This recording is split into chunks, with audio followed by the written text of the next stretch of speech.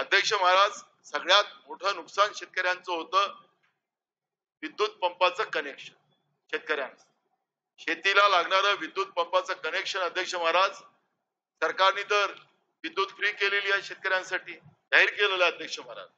मगाशी पण कोकणातला विषय चाललेला होता.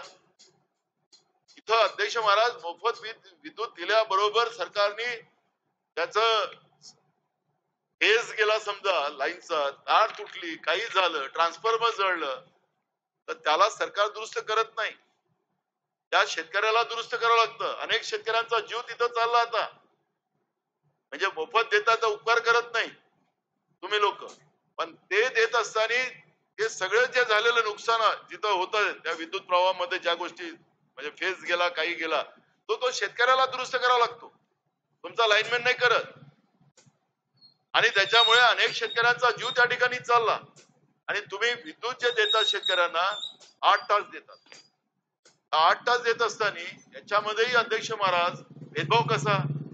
आता आमचा भंडारा जिल्हा आणि बावनकुळे साहेबांचा मतदारसंघ हा आजूबाजूलाच आहे, तिथं 24 तास विद्युत आणि आमच्या शेतकऱ्यांना 8 तास विद्युत, तिथं 8 तास विद्युत आणि त्या 8 तासही पूर्ण मिळत नाही. त्याच्यातही तर फेजचा केला की झालं. आणि परवा काहीतरी काल तुमचे सदस्य भाषण करत होते इथं की आम्ही आता दिवस रात्र शेतकऱ्यांना विद्युत देतोय. अरे खोटं कशाला बोलताय? कोणी आता इथं ग्रामीण भागातले आमदार आहेत, कोणीतरी सांगावं ना की शेतकऱ्यांना 24 तास विद्युत तुमची मिळते का? हे मानत असतील. एक आमदार काल बोलत होते सत्ता पक्षाचे, शेतकऱ्यांना 24 तास विद्युत नाही आहे. तुम्ही असं बोलून त्याच्या जगभर मीठ चोरताय. अध्यक्ष महाराज, शेतकऱ्यांना रात्री 12 वाजता लाईन चालू करायला जावं लागतं.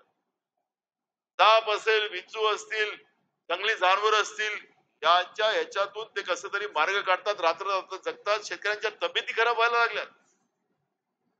पण तुम्ही लाईनच्या व्यवस्थेमध्ये सुधार केला पाहिजे. आणि अध्यक्ष महाराज, मी तुम्हाला सांगतो की या सरकारने शेतकऱ्यांना शेती पंपाचं कनेक्शन इलेक्ट्रिकचं देणं बंद केलं. आता हे सौर ऊर्जा देतात.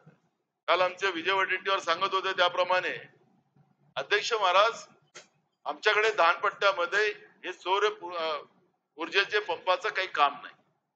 आता जेवढे लावले होते ते सगळे उडून गेले.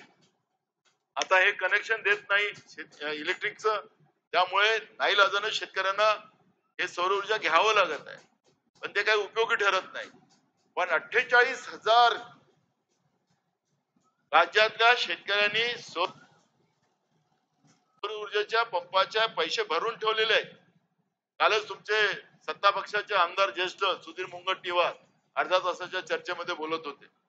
48,000 शेतकऱ्यांचे पंप तुम्ही सौर ऊर्जेचे कनेक्शन दिले नाहीत, गेल्या 7 महिन्यापासून दिले नाहीत. 20-20 हजार रुपये शेतकऱ्यांनी भरून ठेवलेले आहेत. काय चेष्टा करायला लागले तुम्ही? तुमचे सत्ता पक्षाचे ज्येष्ठ आमदार मंत्री सुधीर मुनगंटीवार या सभागृहात बोलतात आहेत, तरी या सरकारला लाज वाटत नाही. आम्ही तर आरोप करतोय असं तुमचं म्हणणं आहे, पण तुमचे आमदार, तुमचे माजी मंत्री या सभागृहात सांगतात आणि तरी सुद्धा तुम्ही सौर ऊर्जाचं हे करताय. कशासाठी करताय सौर ऊर्जा? कोण आहे ते लोक? किती कमिशन खाता तुम्ही त्यांच्याकडून? द्या ना कोणाला सौर ऊर्जा, सांगा ना. तुमच्या इथं लावा विधान भवनावर सौर ऊर्जा, मंत्रालयात लावा. पण शेतकऱ्यांना तुम्ही या पद्धतीची जबरदस्ती करायचा अधिकार काय तुम्हाला? शेतकरी काय चोर आहे, डाकू आहे? तो अन्नदाता आहे, तो तुमचा बाप आहे. त्याच्यावर अशा पद्धतीच्या चेष्टा करणं, त्याला प्रत्येक गोष्टीवर त्रासवणं काही बरोबर नाही. आणि म्हणून माझी मागणी या ठिकाणी आहे अध्यक्ष महाराज, मगाशी मी सांगितलं की आमच्याकडे 8 तास तेही मिळत नाही आणि बावनकुळेंच्या मतदारसंघामध्ये मंत्री महोदयांच्या मतदारसंघात 24 तास.